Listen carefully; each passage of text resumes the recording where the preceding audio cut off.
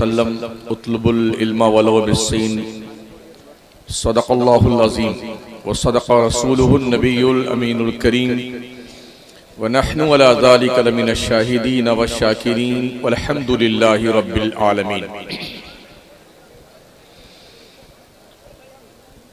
Member नूर पे रौनक अफरोज़ उलमाए बावकार मुफ्तियान किराम इमाम मसाजिद अहले सुन्नत मद्दाहान मुस्तफ़ा नक़ीब इजलास हाज़रीन बज़्म, बहुत देर से आप सभी हज़रात मदरसा अरबिया अशरफिया ज़ियाउल उलूम के इस पाकीज़ा सालाना इजलास में ना तो मनक़बत और तकारीर से लुत्फ़ अंदोज़ होते रहे हैं।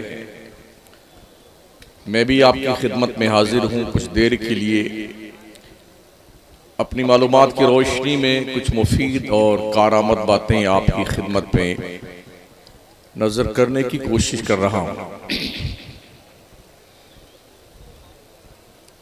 पहली बार यहाँ पर अल्लाह ने आने का मौका अता फरमाया है। आपसे गुजारिश है कि खामोशी के साथ आप बातें समात कीजिए और अपने अंदर कुछ तग़य्युर और तबद्दुल पैदा कीजिए।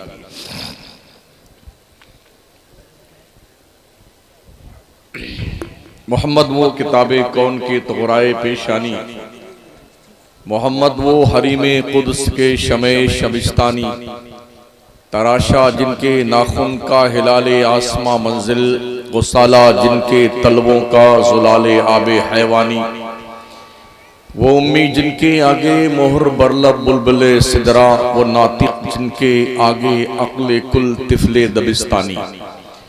दुरूशी पढ़े अल्लाहुम्मा सल्ली अला सय्यिदिना मौलाना मुहम्मदिन व अला आलिहि व अस्हाबिहि व बारिक वसल्लम सलातन व सलामन अलैका या सय्यदी या रसूलल्लाह अलैका सलातु व सलाम। अपनी आदत मुक्तज़ाए हाल के मुताबिक गुफ्तगू करने की है जी, बेशक। चूंकि ये एक इदारे का जलसा है और तालीम व ताल्लुम के हवाले से और इसके पस मंज़र में हमारी जिम्मेदारियां, दौरे हाजिर के चैलेंजेस और मुस्तक़बिल करीब में आने वाले मसाइल, इन्हीं के हवाले से मेरी कुछ गुजारिशात आपके सामने होंगी।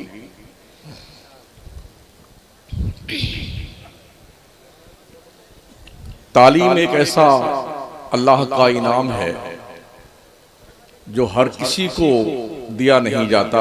ज़ालिका फ़ज़्लुल्लाह युतीहि मन यशा, ये अल्लाह का फजल है, जिसे चाहता है अपना फजल अता फरमाता है। बेशक पढ़ने वाले तो बहुत सारे लोग हैं, कुछ अनपढ़ भी पढ़े लिखे होने का दावा करते हैं और बड़ी बड़ी कुर्सियों पे बैठ भी जाते हैं जी। लेकिन इसका ये मतलब नहीं कि तालीम का कोई वैल्यू नहीं है। बेशक तालीम अपनी जगह मुसल्लम है। डिग्रियां खरीदी नहीं जाती हैं, वरना अब तक सबके पास तालीम की डिग्री होती। इसके लिए पढ़ना पड़ता है, असातिज़ा की बारगाह में ज़ानो ये तलम्मुज़ तय करना पड़ता है, बहुत मराहिल से गुजरना पड़ता है, फिर कहीं जाकर के इल्म का जौहर अल्लाह अता फरमाता है। जो पढ़े लिखे होते हैं उन्हें आलिम कहा जाता है, जो अनपढ़ होते हैं उन्हें जाहिल कहा जाता है जी। बेशक और दोनों में बौने बईद है। यूं कह सकते हैं समंदर के दो किनारे हैं जो जल्दी मिलते नहीं। इसलिए अल्लाह ने फरमाया वइज़ा ख़ातबहुमुल जाहिलून क़ालू सलाम। जहालत और कुफ्र में बहुत करीब का रिश्ता है। जहालत की बुनियाद पर आदमी कब काफिर हो जाता है उसे खुद पता नहीं चलता है। तो इसलिए तालीम बहुत जरूरी है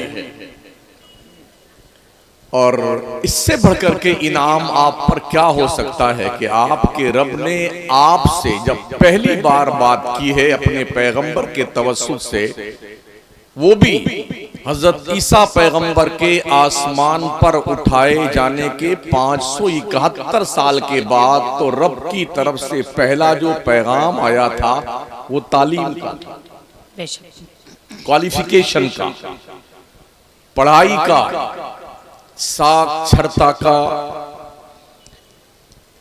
और उसने फरमाया इकरा, पढ़िए। हालांकि जिस दौर में ये पैगाम आया ना अल्लाह का, उस दौर में वहां पर जिस माहौल में ये बयान अपने पैगंबर को रब ने अता फरमाया पैगाम, वो कुफ्र का माहौल था, शिर्क का माहौल था, बुतों की पूजा का माहौल था, इबादत से दूरी का माहौल था।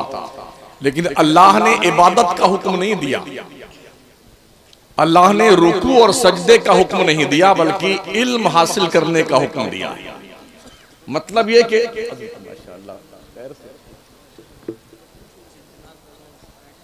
अच्छा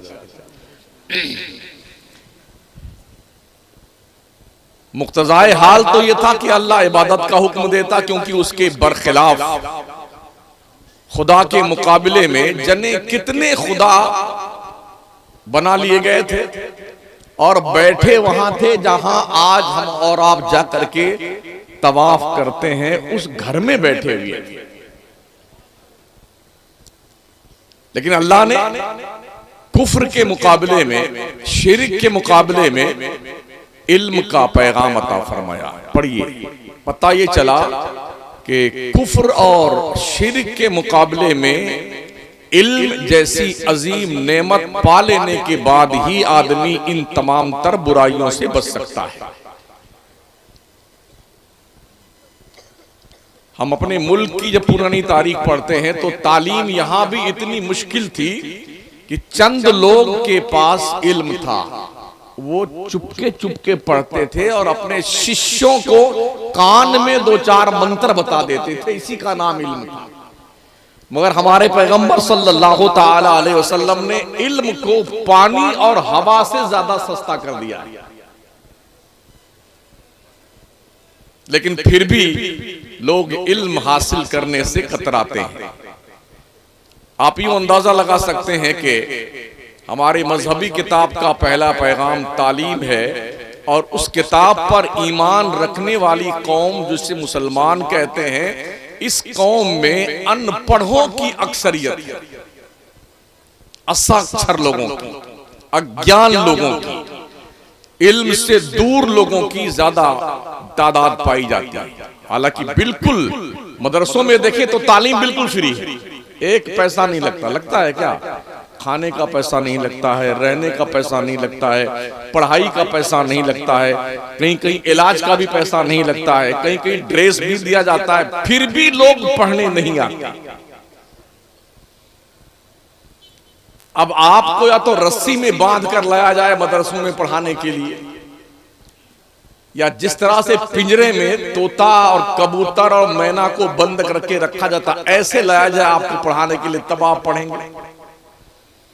और इतने इदारे हैं अभी कुर्बो जवार में माशाल्लाह, बड़े बड़े इदारे जो हैं, 3 प्रोग्राम तो मैं कर चुका, बड़े बड़े इदारों में तीसरा प्रोग्राम है। घोसी, नवादा और आपके यहाँ ये खैराबाद में, इधर कहीं और मोहम्मदाबाद कहीं है, गोहाना, उधर भी कई प्रोग्राम पहले कर चुके हैं मदरसे में। तो पूरे इलाके में मदरसों का बाज़ाब्ता तौर पर एक यूं कहना चाहिए जाल बिछा हुआ है तालीम का, लेकिन फिर भी लोग इल्म हासिल नहीं करते। याद रखें, बगैर तालीम के ना अल्लाह की इबादत हो सकती है, और बगैर तालीम के ना आप दुनिया की कौमों से मुकाबला कर सकते हैं। आप 10-5 साल और गुजरने दीजिए, अभी तो एक जावेद अख्तर पैदा हुआ था, इतने निकल के आने वाले हैं कॉलेज और यूनिवर्सिटी से जिनका जवाब देना मुश्किल पड़ेगा। आज की तारीख में बहुत अहम तकाजा यह है कि हमारे मदारिस में तकाबुले अदियान पर मेहनत की जाए। बैनुल अक़वामी पैमाने पे जो मज़ाहिब पाए जाते हैं उनका एक शोबा हो और जिस पर मेहनत की जाए, और कुछ अफराद जो दरसे निज़ामी मुकम्मल करके आगे निकले तो उनका एक मखसूस वक्त हो 2-3 साल का, जिन्हें इस पर मेहनत करवाई जाए कि आने वाले चैलेंज का हमें जवाब देना है, कैसे देना है, उसकी तैयारी करने की जरूरत है। अगर आज हमने उसकी तैयारी न की तो बहुत देर हो चुकी होगी। हालांकि इस दहरिये ने बहुत दिन से काफी शैतानत का शोर मचा रखा था, लेकिन हमारे यहाँ किसी एक भी हजरत की हिम्मत नहीं हुई कि उसका जवाब देने को तैयार। हालांकि ऐसा नहीं कि नहीं थे हमारे यहाँ, आगे नहीं आए, लेकिन जब मुबाहसा हो गया और शिकस्ते फाश खा के जलील हुआ वो शख्स, तो इतने बड़े बड़े डिबेट करने वाले अल्लामा फहामा तशरीफ लाए हैं कि हमसे मुनाजरा कीजिए। मैं उनसे पूरे मुल्क में ही पूछता हूं, इससे पहले आप किस बिल में घुसे हुए थे? आना चाहिए था। और मारे घुटना फूटे सर, ये भी अजीब हाल है। बहस कुछ हो रही है और सवाल कुछ किया जा रहा है। हमारे यहाँ आजकल कुछ छुपा हुआ नहीं है। दुनिया इतनी होशियार है, कम से कम 15, 20, 50 मौलाना की तकरीर सुनती है, कंपेयर करती है, फिर कुछ उसमें से निकालती है कि हमें क्या लेना है।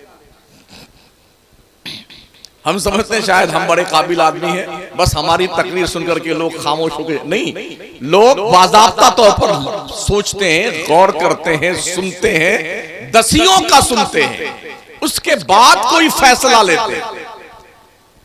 बाज़ाब्ता तौर पर ऑनलाइन यूट्यूब पर और सोशल मीडिया पर तरह तरह की दुकानें खुली हुई हैं। इस माहौल में सबसे क्लियरिटी, प्योरिटी, ओरिजिनलिटी जिसके पास हो वो सामने आए, ताकि दुनिया को मात दिया जा सके। और अल्लाह का शुक्र है ये सिर्फ सुन्नी के पास में है, लेकिन अफसोस ये है कि सुन्नी आपस में ही उठापटक कर रहा है। किसी को सुन्नियत से निकाल रहा है, किसी को मसलक से खारिज कर रहा है, किसी को यूं दाखिल कर रहा है, किसी को क्या कर रहा है। ये हालात हमारे यहाँ बहुत नागुफ्ताबे। हमें एक चहती के साथ मुत्तहिद होके एक प्लेटफॉर्म पे जम करके इस्लाम के दुश्मनों से मुकाबला करने की जरूरत है। और उसके लिए ये मदारिस बहुत अहम प्लेटफॉर्म है, जिन्हें जिंदा रखना बहुत अशद जरूरी है। हम भी कश्मीर से कन्याकुमारी तक जाते हैं, बहुत सारी जगहों पे देखा जलसा जब होता है तो पूरी कमेटी के लोग बड़ी बड़ी टोपी लगा के मौलाना लोगों के आगे आके बैठ जाते हैं। मुफ्ती साहब पीछे, अल्लामा साहब पीछे, किबला काबा पीछे, पूरी टीम बैठती है। लेकिन अल्लाह का शुक्र है मुझे यहाँ कुछ ऐसा दिखा नहीं, अल्लाह सलामत रखे। याद रखें, जब तक मुदर्रिसीन और कमेटी का आपसी तालमेल रहेगा तब तक आप काम करते रहेंगे और कुछ भी खसारा नहीं होगा। और जिस दिन आपस में ये समझ लो तान खिंचाई हुई, तो उसके दिन के बाद आपका जवाल शुरू हो जाएगा। अल्लाह ने मौका दिया है, आप बुनियाद की ईंट बनिए। बुनियाद की ईंट, ये इमारत खड़ी है ना इदारे की, ये उन ईंटों पे खड़ी हुई है जिसने अपना वजूद जमीन में गुम कर दिया है। ये लोकेशन, ये खिड़कियां, ये जलवा जो दिख रहा है ना, ये सब कुछ उन्हीं ईंटों पे निर्भर है जिन्होंने अपना वजूद खो दिया है। इस पे 10 मंजिला इमारत बने तो कुछ नहीं बिगड़ने वाला है, लेकिन कुछ करने के लिए अपने आप को खोना पड़ेगा, जब जाकर के नाम होता है। कुछ करने के लिए एक अजीम हस्ती ने इस इलाके में अपने आप को ऐसा गुम कर दिया दीन मुस्तफा के इल्म के तरबीजो इशात के लिए, कि जब वो अपने आप को इल्म के मैदान में ला करके कौम की बहती हुई नस्ल को नबी रहमत के तालीम की दहलीज पर लाया और अपने वजूद को गुम किया, तो अल्लाह करीम ने उसे हाफिज़े मिल्लत बनाकर दुनिया के नक्शे पे चमका दिया। दुनिया के नक्शे पे बिल वास्ता या बिला वास्ता जहां भी फैज आज की तारीख में जारी है, वह शफिया का फैज है। ये कोई माने या ना माने, मगर ये वो सच्चाई और हकीकत है कि जब कोई अपने वजूद को खो देता है दीन के लिए, इल्म के लिए, तो अल्लाह उसके रुतबे इतने बुलंद करता है ना, लोग कद छोटा करते करते खुद छोटे हो जाते हैं, उसका कद कभी छोटा नहीं होता है। इसलिए ज़ियाउल उलूम के मुदर्रिसीन, यहाँ के अराकीन को हम मुबारकबाद पेश करते हैं। और तलबा से गुजारिश है, अभी आप पढ़ रहे हैं, कभी भी मौलाना बन जाने के बाद भी अपने आप को मुकम्मल मत समझना।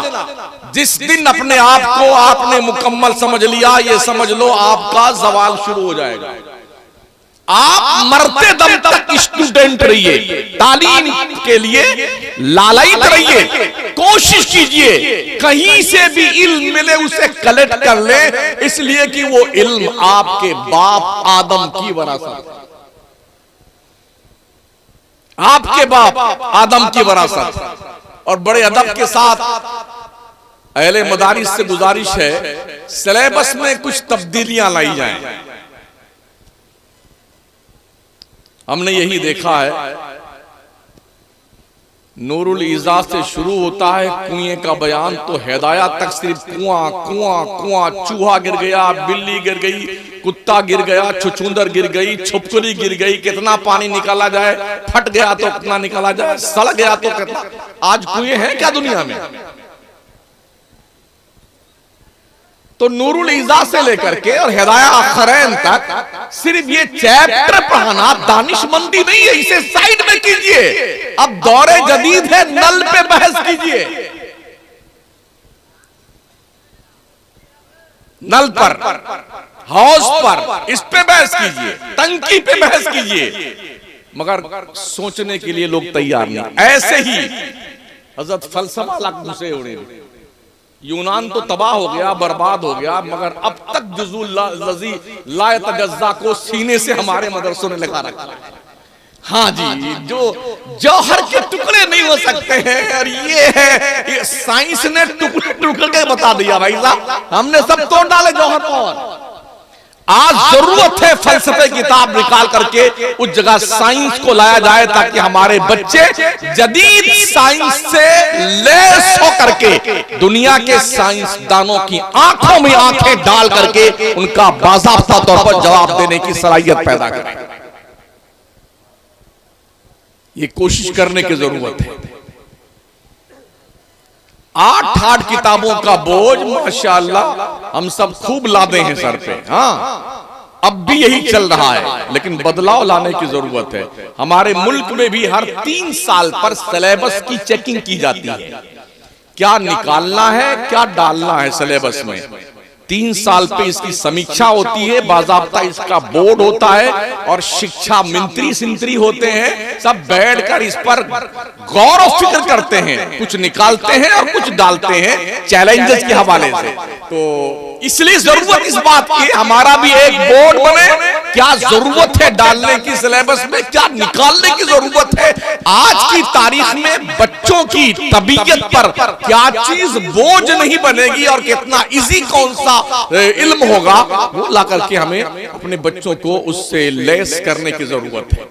अब आइए, मेरे नबी ने क्या फरमाया, इल्म तलाश करो चाहे तुम्हें चीन जाना पड़े। जिस दौर में हमारे आका ने फरमाया था, उस दौर में चीन की सरजमीन पर कोई एक भी मकतब नहीं था, न जलालैन पढ़ाई जाती थी, न तफसीर जुमल पढ़ाई जाती थी, न बुखारी शरीफ पढ़ाई जाती थी, कुछ नहीं। सबके सब काफिर और मुशरिक थे। पैगंबर ने क्यों फरमाया, दुनिया में जितने उलूम पाए जाते हैं वो किसी भी मुल्क में हो, आपके अब्बा हजरत आदम की वरासत हैं। चाहे तुम्हें चीन जाना पड़े, चाहे तुम्हें यूनिवर्सिटी जाना पड़े, कॉलेज जाना पड़े, चाहे तुम्हें मदरसा और मकतब जाना पड़े, किसी भी मुल्क में जाना पड़े, सफर करना पड़े, पढ़िए पढ़िए पढ़िए। जब आप पढ़ेंगे तभी आगे बढ़ेंगे। पता है आपको, इस तालीम को जिसे हमारे पैगंबर ने मक्के और मदीने से आम किया था, और कमोबेश 1,24,000 सहाबा को सिर्फ इल्मे दीन से नहीं, दुनिया के तमामी उलूम से लैस किया, तमामी उलूम से। एक किताब पढ़ाई थी जिसे कुरान शरीफ कहा जाता है, एक किताब, उसी को पढ़ा के डॉक्टर बनाया, इंजीनियर बनाया, लॉयर बनाया, ऑफिसर बनाया, जनरल बनाया, कर्नल बनाया, स्पेशलिस्ट बनाया किसी भी फन का, कोई चर्म रोग का, कोई हड्डी का डॉक्टर, कोई गुर्दे का, कोई जिगर का, कोई तिल्ली का, कोई कलेजी का, कोई ब्रेन का और कोई दिल का, सब डॉक्टर मुस्तफा में एक ही किताब पढ़ा करके। अब वो क्षमता हमारे पास नहीं है तो इसको अलग अलग खानों में डिवाइड कर दिया गया। 4, 4.5 साल, 5 साल का अलग अलग डिपार्टमेंट है। ये डॉक्टर बनना है तो इतने साल इसको पढ़िए, ये बनना तो ये पढ़िए, ये बनना तो पढ़िए। तो आखिरकार हमारे यहां खामसा पढ़ा करके आलिम बना देने के बाद कम से कम किसी भी फन पर अफराद तैयार करने के लिए हमें जिम्मेदारी महसूस करनी होगी। हर फन में रिसर्च स्कॉलर पैदा करें ताकि हमारे अफराद की ताकत नजर आए। इस फन में इतने लोग हमारे पास मौजूद हैं। अब हम ही इमाम नहव भी हैं, इमाम सर्फ भी हैं, इमाम मंतिक भी हैं, इमाम फलसफा भी हैं, इमाम हदीस भी हैं, इमाम उसूल हदीस है, हम ही अल्लामा दहर है, सब कुछ हम ही हैं। ये थिंकिंग हमें थोड़ा साइड में करनी होगी। बिलाशुबा कुछ ऐसे अफराद होते हैं जिन्हें अल्लाह की तरफ से ये सलाहियत अता होती है कि वो सारे फन के मालिक होते हैं, मगर सब नहीं। ये 5 उंगलियां बराबर नहीं। खामसा तक पढ़ा करके बच्चों की तालीमी सलाहियत का जायजा लिया जाए, देखा जाए एक्सपर्ट बुला करके कौन सा तालिबे इल्म किस लाइन में ज्यादा इंटरेस्टेड है, उस बच्चे को उस शोबे में 2-3 साल का तखस्सुस का उसे इल्म दिया जाए ताकि एक फनकार शख्स आपके पास मौजूद हो।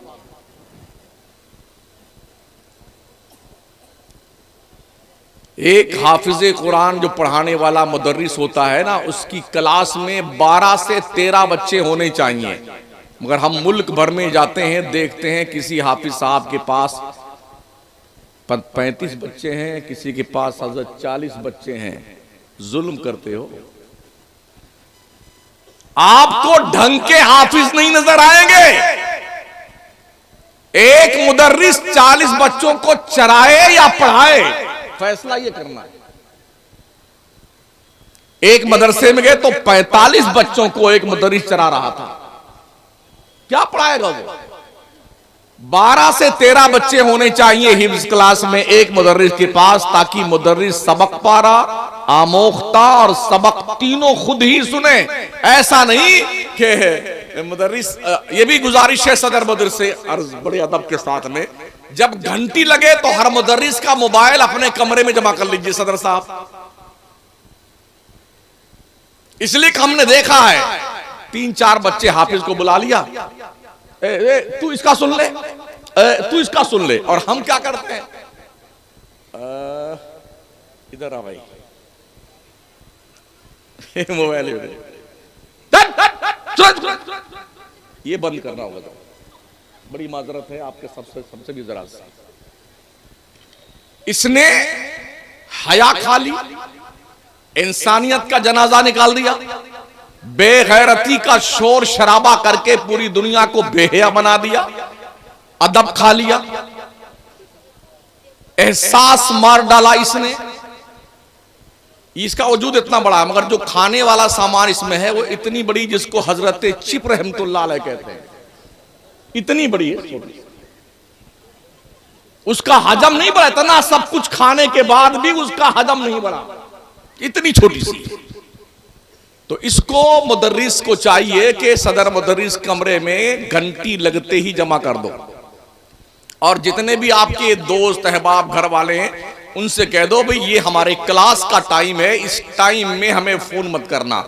शरई नुक्ते नजर से मुफ्तियान इकराम बैठे हुए हैं, शरई नुक्ते नजर से मोबाइल का इस्तेमाल अपनी जात के लिए औकाते दर्स में इस्तेमाल करना नाजायज है,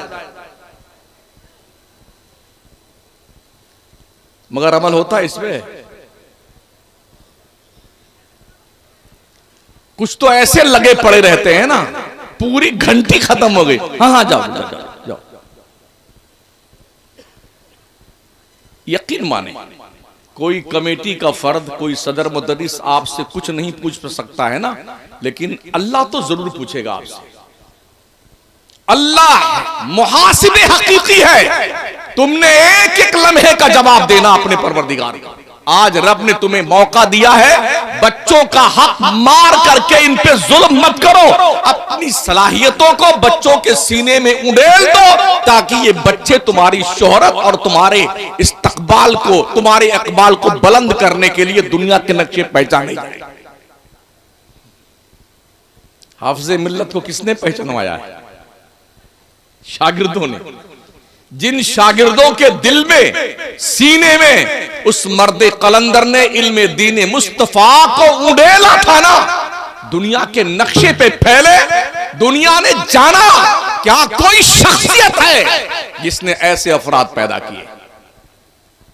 यह एहसास आज भी हमारे मुदर्रिसीन को करने की जरूरत है।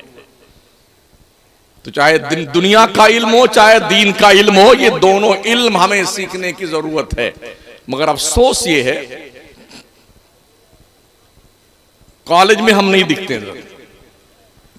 दो चार यूनिवर्सिटी जो मुल्क में है ना बनामे मुस्लिम, वहां भी हमारा कोई प्रोफेसर नहीं, सब दूसरी कंपनी के लोग, हमारे कोई नहीं। मदरसे में 5% बच्चे पढ़ने आते हैं और 95% बच्चे कॉलेज में जाते हैं, यूनिवर्सिटी में जाते हैं। उनके ईमान की हिफाजत का हमारे पास क्या रास्ता और क्या लाहे अमल है, अभी तक हमने इस पे सोच विचार नहीं किया।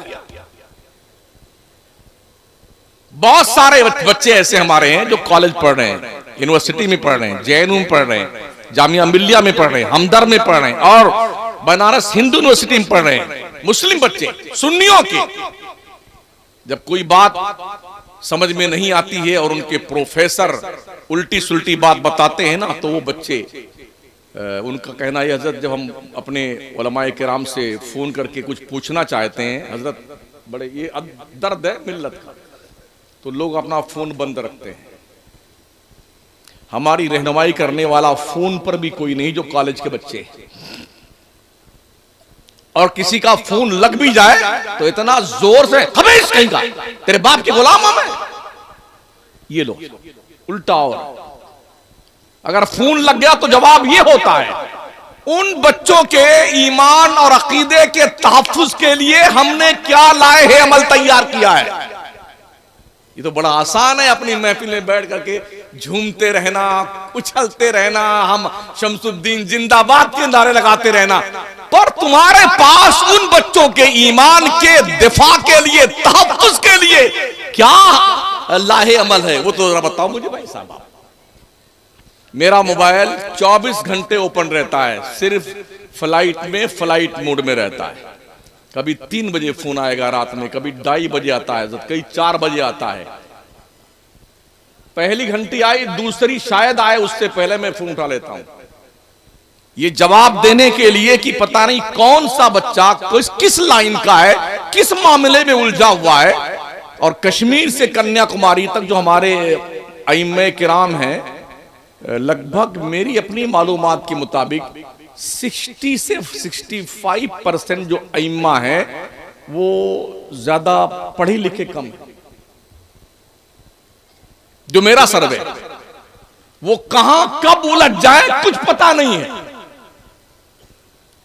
ऐसे भी देखे हमने हजरत कि कुछ अल्लामा भी हैं माशाअल्लाह और मुफ्ती भी हैं, मगर अफसोस ये है अगर वो इस्तिआज़ा बसमला पढ़े ना तो उल्टी होने लगती सुन करके। वो औज़ बिल्लाह और बिस्मिल्लाह नहीं पढ़ पाते हैं।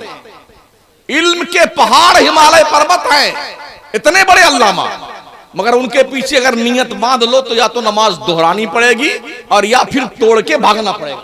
कुरान शरीफ मायजूज़ो भी सलात पढ़ना नहीं आता है, इसलिए हर तालिब इल्म पर कंपलसरी कर दिया जाए, हाफिज बने, मौलाना बने, मुफ्ती बने, अल्लामा बने, कम अज कम उससे क़िरात की तालीम और तजवीद की तालीम इतनी दी जाए कि कुरान शरीफ सही पढ़ सके।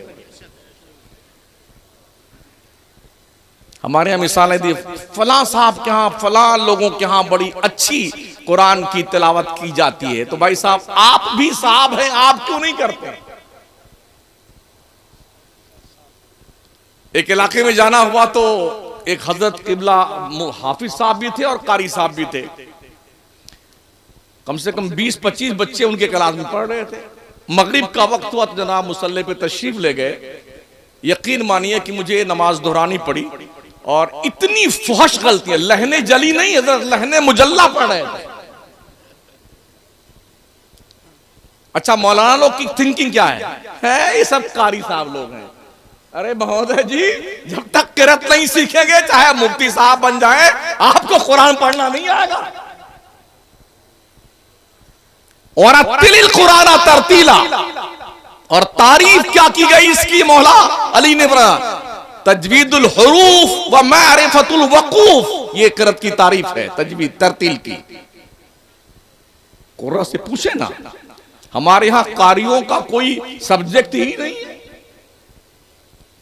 मौलाना का है, मुफ्ती का है, हाफिज जी का है और नात खानी का है, सबका सब्जेक्ट है, किरत का नहीं है। बाज़ाब्ता हमारे यहां मुसाबका होना चाहिए, किरत का मुजाहरा होना चाहिए। थोड़े छोटे पैमाने पे कहीं कहीं हो रहा है, मगर ये काफी नहीं है। बच्चों में ये ललक ऐसी पैदा की जाए, हमारा हर बच्चा जब कुरान शरीफ की तिलावत शुरू करेगा तो दिल के अंदर उतरता चला जाएगा। ये कब मुमकिन होगा? जब हमारी ये बिरादरी और ये बिरादरी दोनों एक साथ मिल के काम करेंगे तो इंशाअल्लाह ऐसे रिजल्ट सामने आएंगे कि हमारे बच्चे पहली क्लास से जब वो यस्सरनल कुरान पढ़ना शुरू करेंगे, अली बा की तख्ती वहीं से उनकी इस्लाह की जाए, ताकि पढ़ लेने के बाद हमारे आलमिया ये भी है, कुरान शरीफ जब पूरा पढ़ लेता बच्चा नाजरा, अब हिफ्ज में जाना चाहता है तो 1 साल उसका नाजरा सही करवाया जाता है। हम भी मदरसा चलाते हैं, हमें पता है। तो उन कारी साहब ने जब मगरिब की नमाज पढ़ाई, हम दोहरा करके बाद में उनको किनारे ले गए। हजरत, हमने कारी साहब माशाअल्लाह आप 20-22 बच्चों को हिफ्ज़ो किरत की तालीम देते हैं, आपकी खुद ही किरत सही नहीं है, इतना फहश कुरान पढ़ते हैं, क्या आपको डर नहीं लगता है?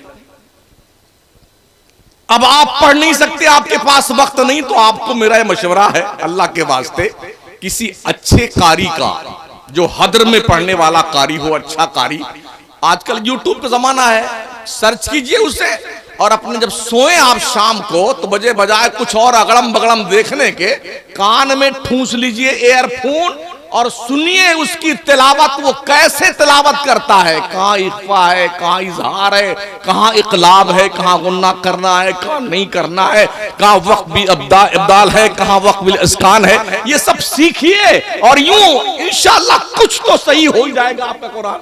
अच्छा, उन्होंने किया कि नहीं किया मुझे पता नहीं, दोबारा तशरीफ नहीं लगे, उधर दोबारा जाना नहीं हुआ। हमारे यहाँ दावत इस्लामी के लोगों के यहाँ इसका बड़ा अच्छा एहतमाम है, जो तंजीमें काम कर रही ना, मदारिस के लोग अब तक बेदार नहीं हुए। ये बड़ी तल्ख हकीकत है जो मैं अर्ज कर रहा हूं, मदारिस के लोग बेदार नहीं हुए, इल्ला माशाअल्लाह। अगियार के यहाँ हमने देखा है, बहुत बड़ा अल्लामा मुफ्ती होता है, अगर उसको क्लास में बाकायदे बगदादी पढ़ाने के लिए बिठा दिया जाए तो उसकी पेशानी पे शिकन नहीं आता है। हम बुनियाद सही कर रहे हैं, और हमारे यहां किसी अल्लामा को कायदे बगदादी दे दो, हम जानते हो हमको, हम बहुत बड़े आलिम हैं, ये हम पढ़ाना हमारी तौहीन है, हमको दीजिए ना, वो सिदरा दीजिए, मिर्जाई दीजिए, मुल्ला हसन दीजिए। ये हालत है लोगों की।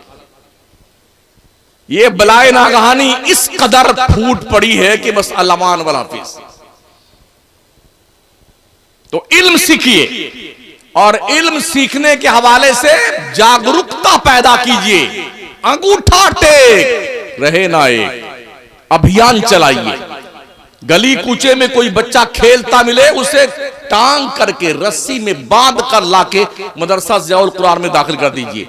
उसके घर में पैसा नहीं फीस देने के लिए, और दौलतमंदों अपनी मरी हुई अम्मा के नाम, अपने मरे हुए अब्बा हुजूर के नाम साल भर की फीस जमा कर दो उस गरीब बच्चे की, ताकि तुम्हारे अब्बा और अम्मा की बख्शिश हो जाए। पढ़ाइए अपने बच्चों को। अगर महीने में 30 दिन गोश्त खाते हैं आप, वैसे माशाअल्लाह हमारे यहाँ मुसलमानों में इसका बड़ा प्रचलन है, गोश्त, मुर्गा, मछली, जिधर देखिए इस पर भीड़ टूटी पड़ रही है। 300 दिन मुर्गा मुर्गी, तो 30 दिन खाने के बजाय एक दिन मुर्गा मुर्गी गोश्त खाइए। 29 दिन के गोश्त का पैसा रोक लीजिए, अपने बच्चों की तालीम पर खर्च कीजिए। और मरारा के सादात का फरमान, आधी रोटी खाइए बच्चों को पढ़ाइए, ये याद रखें। वैसे भी हमारे मदरसों की बड़ी छानबीन चल रही है। जिन मदरसों में टूटियां नहीं है ढंग की, चटाइयां फटी पड़ी हुई हैं, उन मदरसों में रिवाल्वर ढूंढे जा रहे हैं। ये जांच, वो जांच, ये फाइल, वो फाइल। अरे भाई साहब, यहां ढंग से खाने के लिए रोटी बड़ी मुश्किल से मिलती है, क्या ढूंढ रहे हैं यहां पर? हमें काम तो करने दो। हमने कल भी हिंदुस्तान की इज्जत बचाई थी, आज भी हम सक्षम हैं मदरसे से ऐसे अफराद पैदा करने में जो देश की आबरू बचाने वाले। हमारा बच्चा जब कॉलेज में जाता है ना, तो वो प्रोफेसर लोगों से बड़ा मुतासिर होता है। अरे क्या बात है,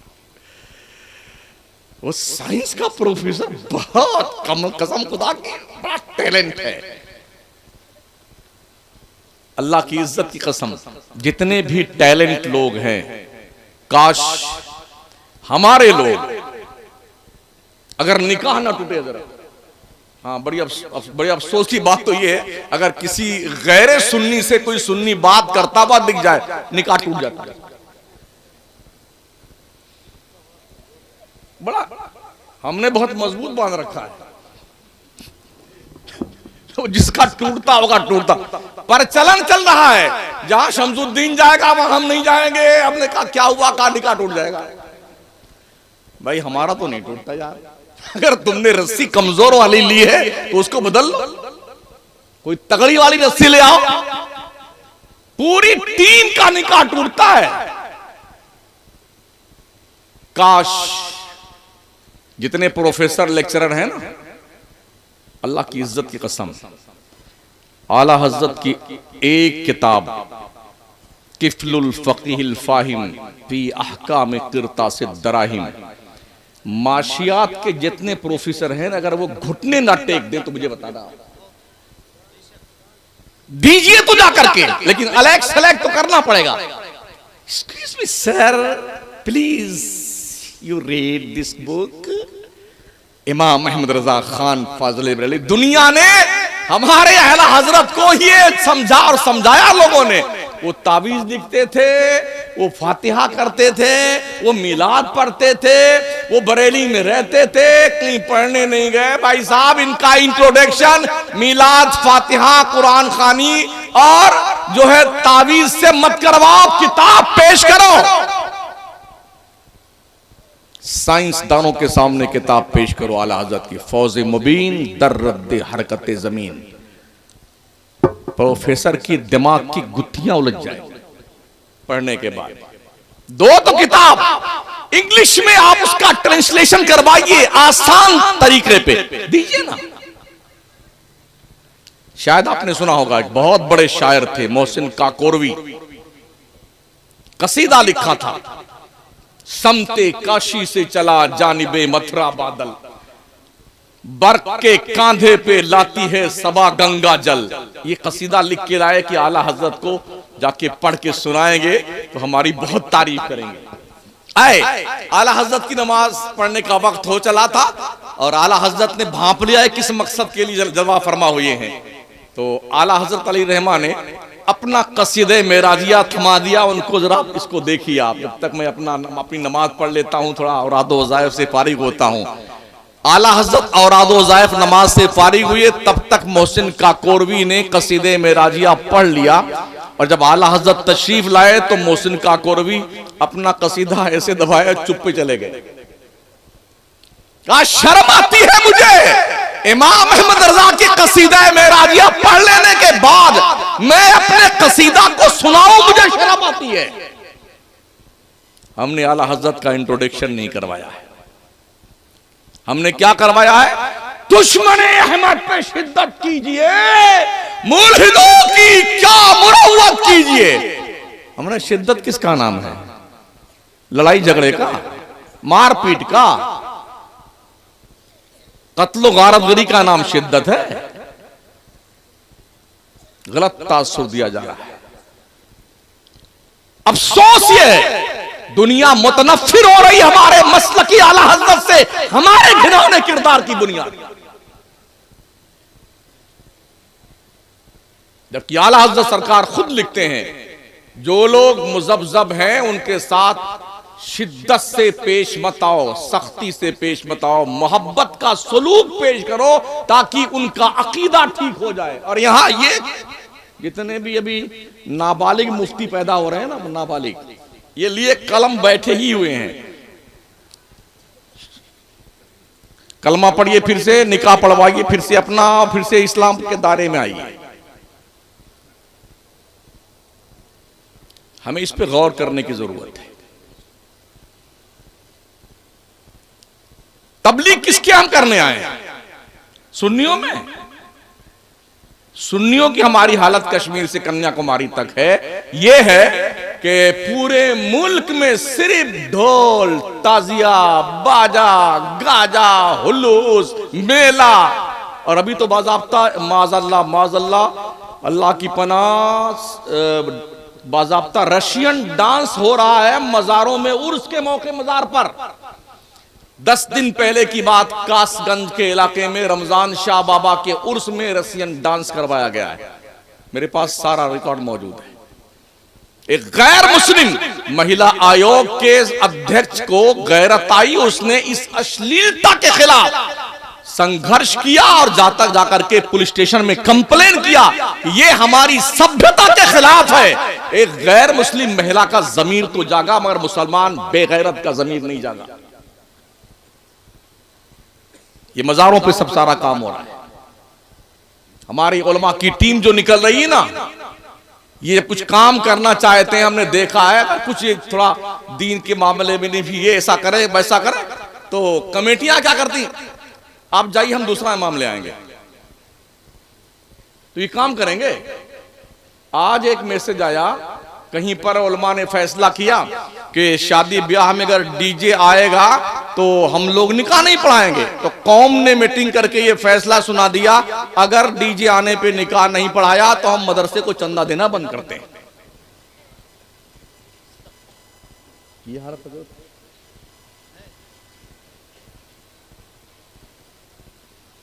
तसव्वुर कीजिए कितने खतरनाक हालात हमारे, कितनी बुरी कंडीशन हमारी।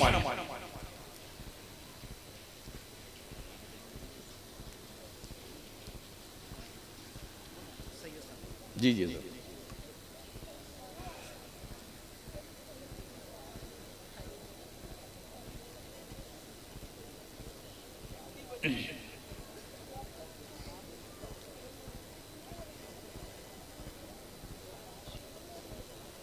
तशरीफ लाए सामने, पैरिस से बैठ जाएं, बैठ जाएं।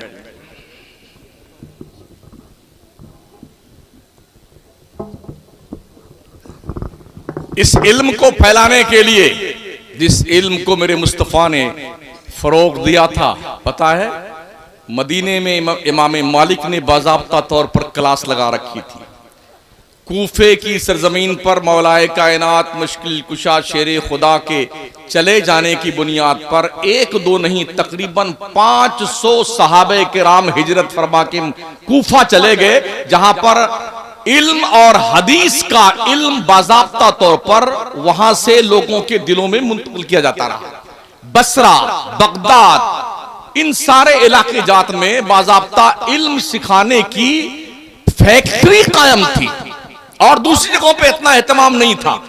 लेकिन आज माशाअल्लाह हर गांव में, हर इलाके में, एक छोटे छोटे गांव में 2-2, 3 दारुलूम है, 4-4 दारुलूम है, और मकतब छोटे छोटे कई एक हैं। बल्कि यहां तक देखा गया अगर 2 मौलाना लड़ गए तो एक और मदरसा बन जाता है। फिर लड़े तो फिर एक और मदरसा बन गया, फिर लड़े तो फिर एक और मदरसा बन गया। ऐसे इलाके हमने देखे हैं जहां पर बाज़ाब्ता तौर पर किराए पे हाफिज जी लाए जाते हैं दस्तार बंदी के लिए। एक एक हाफिज की 11 बार दस्तार बंदी होती है एक साल में।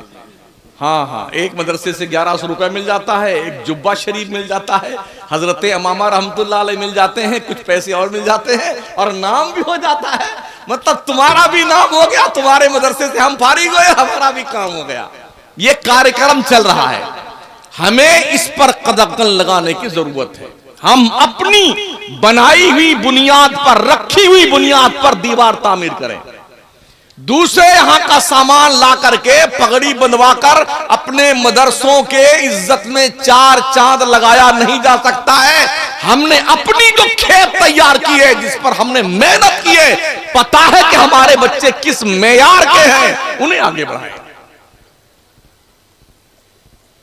कुछ इलाके में सिर्फ फातिहा खानी के ही मदरसे हैं। बड़े अदब से अर्ज है, बहुत दुख होता है। कौम का पैसा बर्बाद हो रहा है, बच्चों का वक्त बर्बाद हो रहा है, जवानियां खत्म हुई जा रही हैं। और अफसोस ये है 8-8 साल, 9-9, 10-10 साल मदरसे में जो वहां पढ़ते हैं ना बच्चे, 1 घंटा उनको पढ़ाते हैं मदरसी साहब, उसके बाद वो छोटी वाली कुरान वाली पेटी नहीं आती है, वो सर पर रखवा देंगे, वो फलाने हाजी साहब की कब्र पे जाके उनको बख्शवा के आ जाओ। और उनके बगिया में आम का फल आया हुआ है, जाके वहां एक बार कुरान खानी करके दुआ मांगे हो कि अल्लाह इनके बगिया का आम सलामत रखना। ये सारा कार्यक्रम हो रहा है। जब उन इलाकों में मैं पहुंचा तो मैंने उन मौलवियों से कहा, तुमको अल्लाह का भी खौफ नहीं आता? क्या डरते नहीं अल्लाह से? तो नजराना गुल कर दिया। उन्होंने कहा कोई बात नहीं, नजर ना दो चाहे मत दो मियां जी, मुझे जो कहना है वो तो कहना है। हालात बुरे हैं, बच्चों को पढ़ाओ और बच्चियों को पढ़ाओ। तालीम का मतलब यह है कि दुनिया के दौड़ और रेस में वही लोग आगे निकलते हैं जो एक दूसरे पे सबकत ले जाने के लिए मेहनत करते हैं। आज की तारीख में अधिकारी बनी, अधिकारी IAS, RS, IPS, इस रैंक के बच्चे तैयार कीजिए। और ये भी सुन लें, सिर्फ मौलाना साहब और हाफिज जी और कारी साहब के लिए ही ज़कात फितरे की रकम देके पढ़ाना सवाब का काम नहीं है। अगर आपकी कौम का बच्चा कोई डॉक्टर बन रहा है, माशी हैसियत से वो कम है, तो वो ज़कात फितरे की रकम देके अपने बच्चे को डॉक्टर बनाया जा सकता है, इंजीनियर, लॉयर बनाया जा सकता है, अधिकारी बनाया जा सकता है। इसलिए मैं कह रहा हूं, अभी रात में मैं था हजरत नेपाल के बॉर्डर पे शोहरतगढ़, एक अच्छे से डॉक्टर, इनका बहुत बड़ा अस्पताल है, वो कई साल से परेशान थे कि मदरसे के जो हमारा जलसा होता है, इस जलसे में 12 बजे तक जलसा खत्म कर दिया जाए। उनके घर में ही हम ठहरे हुए थे, मगर बोले हजरत क्या बताऊं, हर साल पता नहीं कहां से लोग पकड़ लाए जाते हैं और फिर वो जलसा का सत्यानाश कर देता। 12 बजे तक मेरा नंबर नहीं, मुझे 1:30, पौने 2 बजे के आसपास ले गए स्टेज पर, और मुझे ले जाने के बाद भी नात खानों की लाइन लगी हुई। अब इनको पढ़वाइए, अब इनको पढ़वाइए, अब इनको पढ़वाइए। तो हमसे उन्होंने कहा, डॉक्टर साहब ने, हजरत मैं सोने जा रहा हूं और मुझे कल बहरहाल अपने अस्पताल को संभालना है। 75 बेड का अस्पताल उनका है। डॉक्टर, इंजीनियर, पढ़े लिखे लोग, अधिकारी लोग हमारे जलसे में नहीं आते। हम रात भर के खतीबे शब जिंदादार, नकीबे शब जिंदादार, शायरे शब जिंदादार हैं, लेकिन जिसे कल नौकरी करने जाना है, किसी के यहां काम करने जाना है, ठेला पर केला बेच करके अपने बच्चों का पेट पालना है, ये फर्ज किफाया है दीन की तालीम सीखना और जलसा सुनने के लिए आना, ठीक है ना। लेकिन वो उन पर लाजिम है, बच्चों का नानो नफका वाजिब है। हलाल पैसे कमा के अपने बच्चों की और अपनी फैमिली की परवरिश कीजिए। रात भर जब आपका बंदा जागेगा जलसे में, तो कल वो धंधा करने नहीं जाएगा। शाम को उसके बच्चे का पैसा मांगेंगे, बच्चा को पैसा कहां से देगा? स्कूल की फीस कहां से लाएगा वो बुढ़ा बाप? क्या इस पर ध्यान है? तो रात में डॉक्टर साहब खुद ही सोने चले गए और हमको भी समझ में आया, ऐसी सुनाया है ना, ऐसे मुझे हमको अगले साल आने का कोई शौक नहीं आपके यहाँ, हाँ ये ध्यान रखना, लेकिन सुना के जा रहा हूँ। तो शायर साहब आज यहाँ तशरीफ लाए थे, नात पढ़ के गए माशाल्लाह। वो फरमा रहे थे हज़रत आप चले आए ना तो सब यही तस्करा हो रहा था कि यार बात तो उन्होंने ठीक करी है, हमें बदलाव लाने की जरूरत है, एहसास है कौम को, मगर चूंकि जो इसके फाउंडर है इस काम के, हजरत आप हमारे दोस्त हैं, आप भी 10 मिनट किताब फरमा लीजिए। वो एक साहब आए कि हजरत मैं जाता हूं आपका नंबर लगवा दूंगा, वो गए खुद तकरीर करने लगे, आधा घंटा सत्यानाश उन्होंने कर दिया। तो इस तरह मेहरबान हमारे कदरदान लोग हैं जो हम इलाकाई लोगों को थोप कर रखते हैं, और जब कुछ बताने की जरूरत पेश आती है रात के 2-2:30 बजे, तब खतीब अहले सुन्नत ओ मकराना से तशरीफ लाए हैं, आइए उनका खिताब सुनिए। हमको खुद ही नींद आती लगती तो हम क्या सुनाएंगे आप। ये भी डर लगता है, ये जो हमारे खूंखार लोग मोबाइल लिए बैठे हुए ना, कैमरे मैन लोग, ये कब कहां गुलटी मारने कुछ पता नहीं है। हाँ बेचारे सलमान अजहरी इनकी ही एक्टिविटीज की बुनियाद पर 9 महीना जेल में रह के आए। मौलाना ये शायरों को दिया कीजिए सब, हम तकरीरें भूल जाएंगे, याद है नहीं। अभी बेचारे मौलाना कमर गनीम उस्मानी साहब 4 साल से जेल में हैं। हम पर भी कई बार फतवे लग चुके हैं इन्हीं लोगों की बुनियाद, ऐसा काट दिया ला तक़रबुस सलाह, हो गए काम, वो अंतुम सुकारा गायब। भाई साहब पूरा तो पढ़िए, कब हुक्म है अल्लाह का के नमाज के करीब मत जाओ, वान तुम सुकारा, जब तुम नशे की हालत में हो तो नमाज के करीब मत जाओ। आधी अधूरी यूं क्लिप चलाई तो मैंने पूछा ऐसा लोग क्यों करते, तो मालूम है वो क्या बोलते हैं, ऐसा होता है अंगूठा वाला, हाँ लाइक, हाँ, और सब गराइब, हाँ वो सब बड़े बढ़ जाते हैं माशाअल्लाह। और ये भी सुना बड़े अच्छे पैसे कमाते बेटे लोग जी, हाँ किसी का कत्ल करके पैसे कमाते हैं। तो खुदा के लिए आप भी रहम करो यार उलमा पर। हम लोग बड़ी कोशिश करते हैं, मेहनत करते हैं कौम को असली शक्ल दिखाने की, ताकि आपको एहसास हो। वैसे भी हमारा सुन्नी नमाज कम पड़ता है, मैंने पहले भी कहा था हिंदुस्तान के 29 स्टेट के मज़ारों का उर्स, शरई उर्स किया जाए 1 साल, और शरई उर्स करने के बाद जो फालतू पैसा खर्च होता मज़ारों पे ना, उसे रोक लिया जाए। 1 साल में 29 स्टेट में 29 यूनिवर्सिटी बनाई जा सकती है, बेशक 29 यूनिवर्सिटी। उसी बुजुर्ग के नाम बना दो ना, जिस बुजुर्ग का आप उर्स करते हो ना उसी के नाम यूनिवर्सिटी बना दो, उसी के नाम की कॉलेज बना दो, जहां पर बच्चियों का हिजाब के साथ अलग इंतजाम हो, पढ़ने का बच्चों का अलग इंतजाम हो। लेकिन ये सोच हमारे यहां नहीं है, इसलिए कि ये बिजनेस बन चुका है, धंधा, कारोबार। ये उर्स जो है ना, मेला, ये कारोबार है, धंधा है। अब किसी के धंधे पर कोई अटैक करेगा तो उसकी खैरियत होगी? पूरे मुल्क में हम झेल रहे हैं। कभी किसी पीर साहब का फोन आता है, कान खोल के सुन लीजिए मौलाना, कुछ हो गया तो आप जाने, ये धौंस दी जाती है, क्योंकि ये धंधा है, कारोबार है। शरई उर्स सिर्फ इतना है, जिस तारीख में जितने बजे जिस बुजुर्ग का विसाल हुआ है उसके लिए इसाले सवाब कर दो, बस इतना ही उर्स है। बकिया सब बिजनेस है, धंधा और कारोबार है।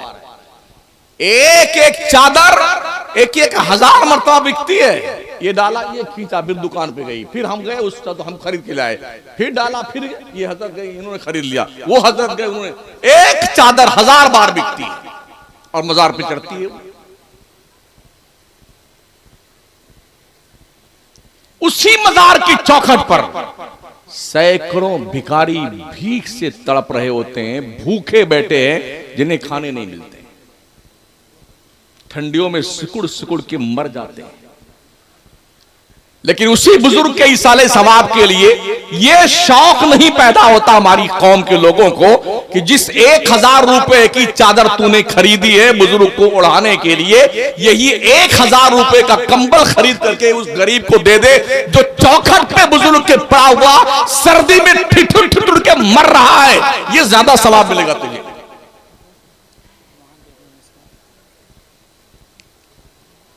तो पूरे मुल्क में हमारी कैफियत यही है साथी। नमाज पढ़ता नहीं सुन्नी इल्ला माशाअल्लाह। शहरों में कुछ परसेंटेज ज्यादा है, देहातों में तो गुल है सारा मामला ही है। इमाम साहब हैं, 1-2 मुक्तदी हैं, वो भी जो मरने करीब पहुंच गए वो आते हैं नमाज में। बुढ़ा डंडा टेकता वो आएगा ना, वो भी तो मौलाना को 2-4 बार सुनाने के लिए आता है मरदूद। जिसके घर में उसकी मुर्गी नहीं सुनती है ना, वो धौस मस्जिद में जमाता करके आ रहा घर से यूं डुक डुक डुक करता हुआ कि भी इधर गिरे इधर, और पहुंचते ही 4 बार सुनाएगा इमाम साहब। कोई काम का मौलाना हमने कहीं देखा कि भी कुछ काम कर रहा है तो साल भर उसे टिकने नहीं दिया गया। सदर साहब की को मिर्ची लग गई, सेक्रेटरी की मौत आने लगी और खजानजी की जान निकल गई। जाइए हम दूसरा इमाम ले आएंगे। काम कैसे है बताइए। जो हमारे यहाँ उलमा की खेप तैयार हो रही ना, मदरसे वालों से बड़े अदब से ये भी अर्ज है, बच्चों को हुनर भी सिखाइए, इन्हें धंधा बिजनेस भी सिखाइए, ताकि ये पढ़ लिखने के बाद रसीद लेकर के सेठों के दरवाजे पे जाके सेठ साहब अल्लाह आपको जन्नत दे, अभी मरा नहीं है, जन्नतें भी दे रहे हैं, हाँ आपके अब्बा हुजूर को अल्लाह बख्श दे, इन्हें इतनी दुआ देने के बाद फिर मरदूद के जेब से 50 रुपए निकलता है। रमजान शरीफ में बंबई जाओ देखो ना, हमारे उलमा हजरात बेचारे बड़ी मुश्किल से रमजान में घर रहना चाहिए बीवी बच्चों के बीच में, मगर मजबूरी है इसलिए कि 3 या 4 महीने की तनख्वाह बाकी रहती है। जो प्राइवेट मदरसे जाओ पहले चंदा करो तब तनख्वाह मिलेगी आपको।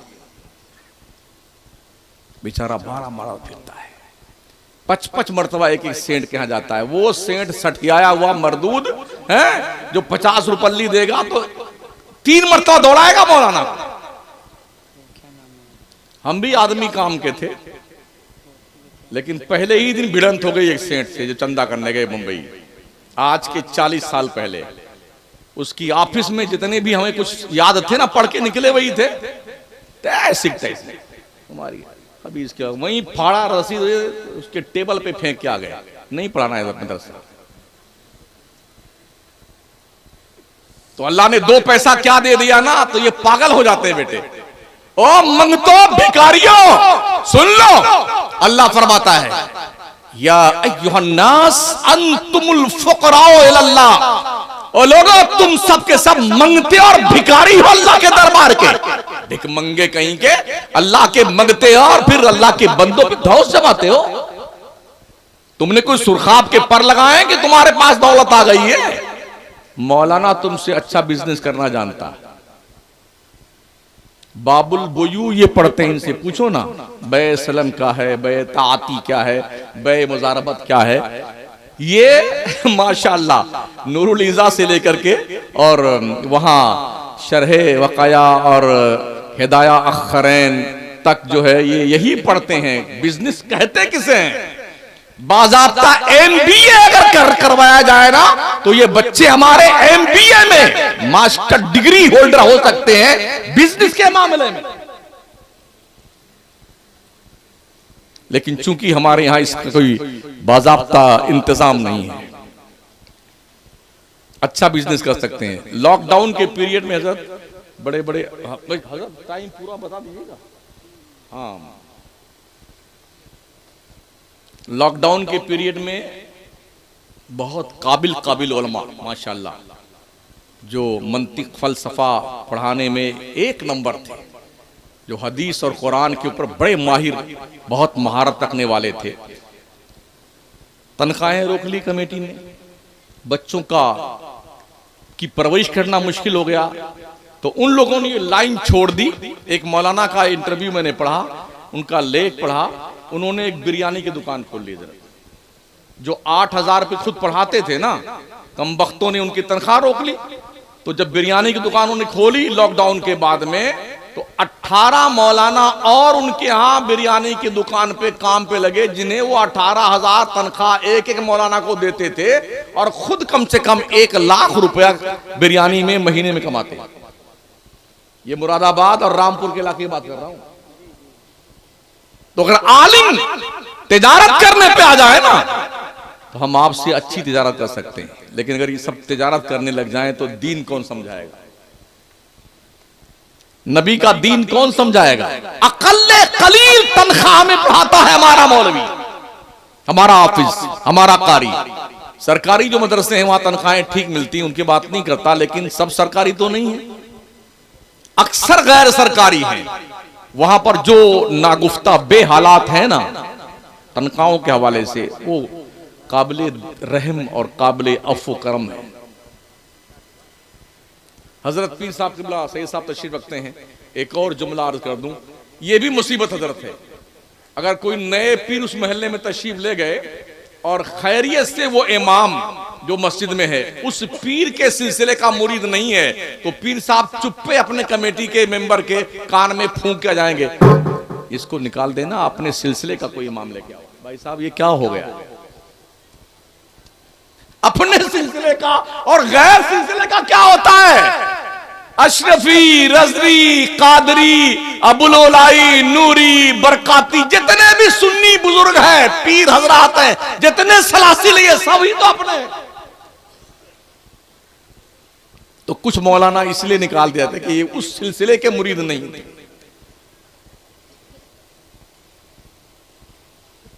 जो बच्चे हाफिज बन रहे हैं उनसे गुजारिश है, हाफिज बन के भाग मत जाना, मौलाना जरूर बनना। सिर्फ हाफिज बन जाने का मतलब यह है कि आप तरावी सुना सकते हैं, बकिया कुछ नहीं जान सकते आप। ये जानना तो बड़ा मुश्किल है कि अलहम्द की दाल पर पेश क्यों है, जेर क्यों नहीं है।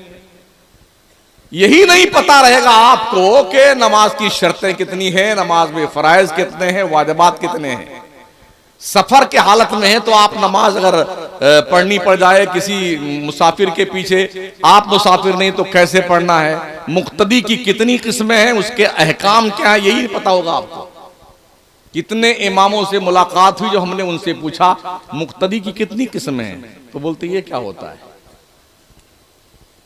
अरे हमने कहा भाई साहब किताब पढ़ा कीजिए, मुदरी, मसबूक, लाहिक, मसबूक, इस 4 क्वालिटी के मुक्तदी हैं। इन 4 क्वालिटी के मुक्तदियों के नमाज पढ़ने के अहकाम तौर तरीके अलग अलग हैं। बोले हम तो पहली बार जाने आए। ये कब आप जान पाएंगे? जब आप मौलाना साहब बनेंगे तब जान पाएंगे, समझ रहे हैं?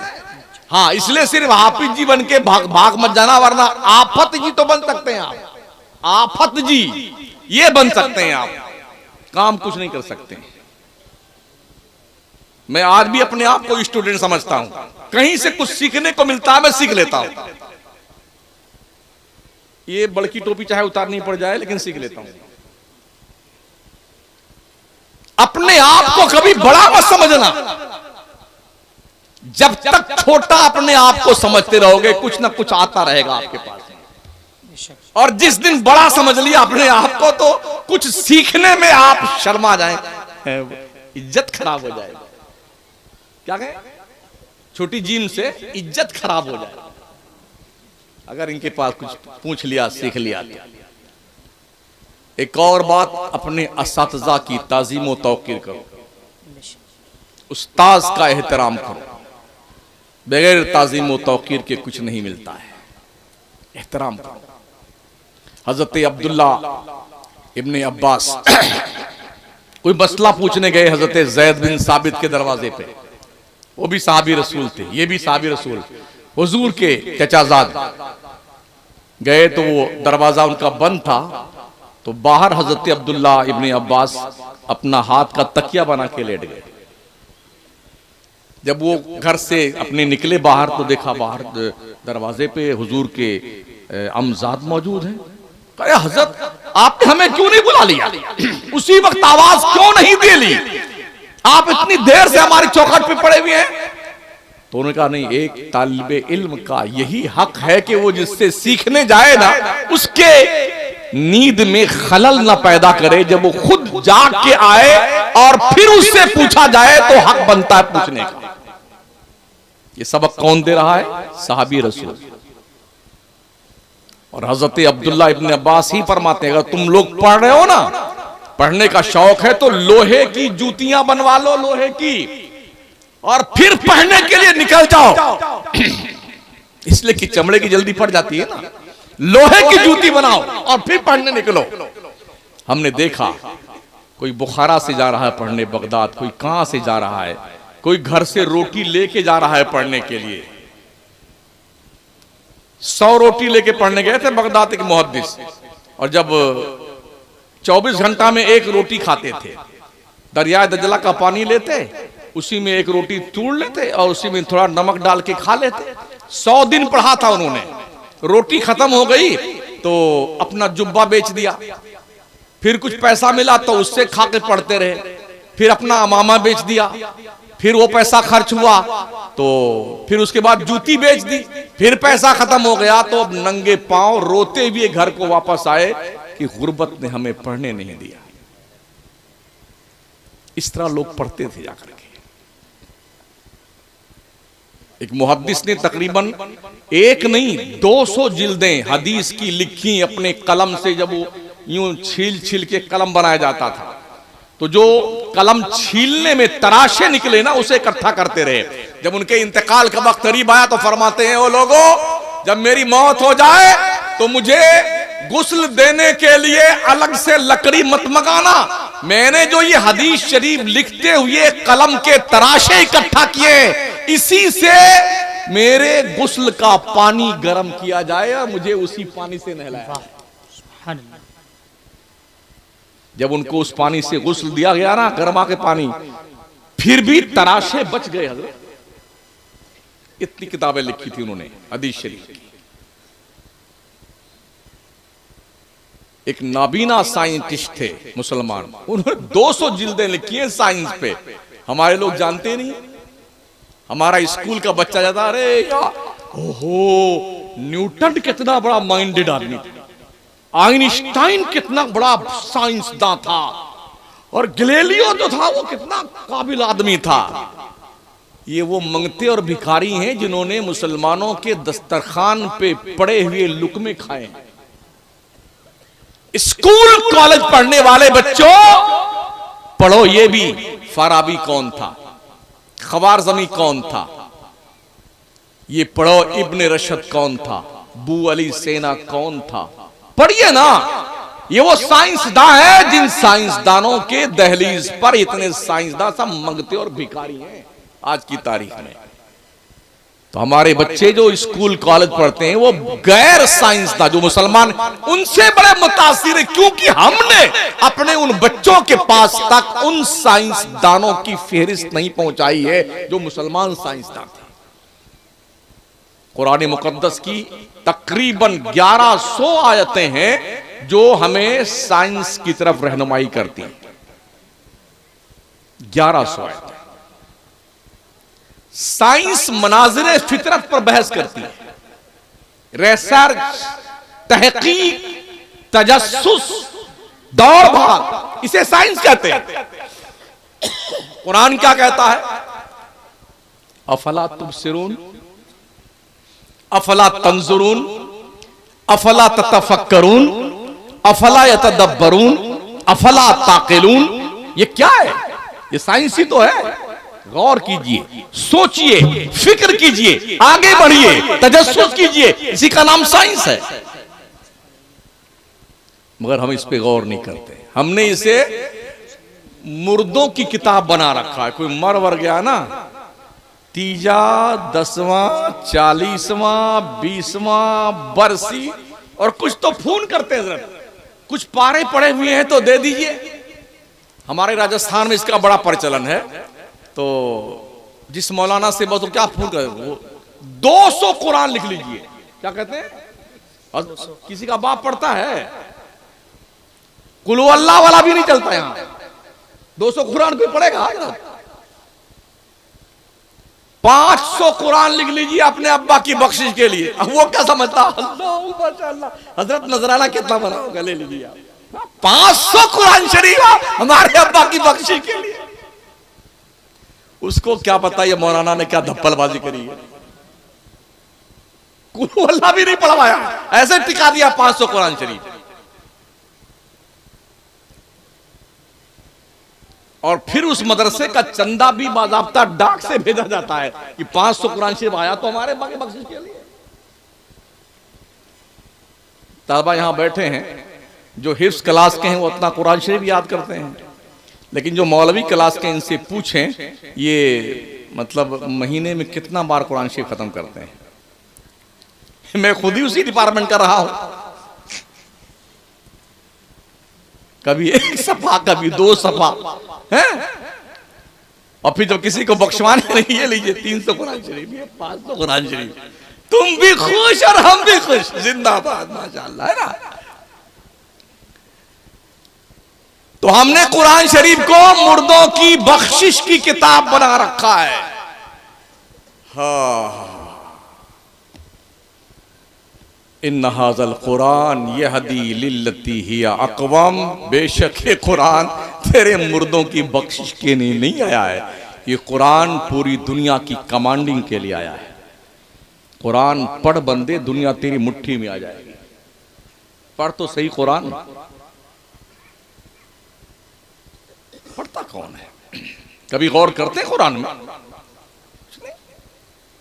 जितनी तरक्कियां हैं ना आज साइंस की, अल्लाह की इज्जत की कसम, ये सब कुरान के दहलीज की भीख है। चांद पर प्लॉटिंग करना, सूरज तक पहुंच जाना, आसमानों में दौड़ भाग मचाना, और स्पेस बनाना, स्कड मिसाइल बनाना, और बंदूकें बनाना, और ये नाइट्रोजन बम, हाइड्रोजन बम, मोबाइल और ट्रांजिस्टर, और फलाना डकाना, पेट्रोल, डीजल, गैस, घासलेट, चॉकलेट, पापलेट, आमलेट, ये सब कुरान की दहलीज का सदका है। दुनिया कुरान पढ़ती है, रिसर्च करती है, आगे बढ़ गई, चांद तक पहुंची, और हम अभी बैठे हुए हैं माइक पे नमाज जायज है कि नहीं जायज है, अभी बहस इस पे चल रही है। और फिर बहस करेंगे जी वो 22 रजब को कूंडा शरीफ है कि 15 का फातिहा लगाया जाए। पूरा 1 महीना ग्रुप में जंग चली है मौलवियों के बीच में, मौलवी लड़ रहा है, भाई साहब अगर 22 को किसी ने फातिहा दिला दी तो आप मर जाएंगे, और किसी ने 15 की लगा दी तो आपके अब्बा का जनाजा निकल जाएगा। कभी भी लगाओ फातिहा, क्या बिगड़ता है? तो हमारा मौलवी तबका भी ये बड़े लिमिटेड जिंदगी गुजारता है, ये ही हमारा कुआं है, और इसी में हमें घूम घूम के रहना, तेली के बैल की तरह, चाहे 100 साल चले तो ही रहेगा, 100 घंटा चले तो ही रहेगा। रिसर्च के दरवाजे बंद नहीं हुए।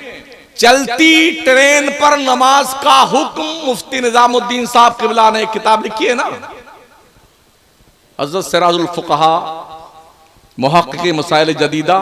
एक शख्स वो बहस कर रहा था ट्रेन में एक आदमी से जो जुम्मा ही नहीं पढ़ता, मर्दूद, वो ट्रेन पर नमाज पढ़ने पर बहस कर रहा है, जुम्मा नहीं पढ़ता। इतने बड़े हमारे अल्लामा लोग हैं। तो ये बड़ी दुखद घटना है। हमारी जो कैपेसिटी है ना तालीमी, हमें उसके दायरे में रहने की जरूरत है। उलमा को चाहिए वो रिसर्च करें, तहकीक करें, आगे बढ़ें। तहकीक और रिसर्च करने का मतलब ये नहीं कि दूसरे मुहक्किक को गाली देने लग जाएं। तहकीक का मतलब ये है आपने तहकीक की, लाइए मंजर आम पर, हो सकता है कुछ आपके फेवर में आ जाए। अल्लाह के पैगंबर ने फरमाया ना, मेरी उम्मत की उलमा का इख्तिलाफ रहमत है। पटकिम पटका रहमत नहीं है, इख्तिलाफ रहमत है। हाँ, हमारी तहकीक ये, तुम्हारी ये तहकीक है, जो इस पे चले सुभान अल्लाह, जो इस पे चले सुभान अल्लाह, खत्म बात हुई। आखिरी बात, ये वीडियो का और कैमरे का मसला देख रहे हैं। आज के कोई 25 साल पहले बड़ा हंगामा था जब हुजूर मदनी मियां साहब किबला ने इसके जवाज का फतवा दिया था, और अदम जवाज का फतवा भी आया। तो वो हंगामा, और अब तक ये हंगामा चल रहा है। हालांकि हंगामा करने वाले सज धज के फोटो खिंचवा रहे हैं। ऐसा गुड्डा उड्डा बन के आते हैं, क्रीम पाउडर लगा के अब खींचिए फोटो। जो फतवे देते हैं कि वीडियो बनाना हराम और फोटो खिंचाना हराम, ये 50 कैमरे लगे होते हैं, थोड़ा ठीक बनाना, ये और इशारा करते ठीक बनाना। दिल के फफूले जल उठे सीने के दाग से, इस घर को आग लग गई घर के चिराग से। सुन्नियत का शीराजा बिखेर कर रख दिया है महज जलबे मनफात के लिए। बहुत मारे जाओगे मौलवियों, बहुत मारे जाओगे। मिल्लत में फसाद पैदा करना बंद करो, जोड़िए सुन्नियों को आपस में मुत्तहिद कीजिए। थोड़े मोड़े इख्तिलाफात की बुनियाद पर खारजा रजिस्टर पुर मत कीजिए, दाखिला रजिस्टर चालू कीजिए। अस्सलाम वालेकुम।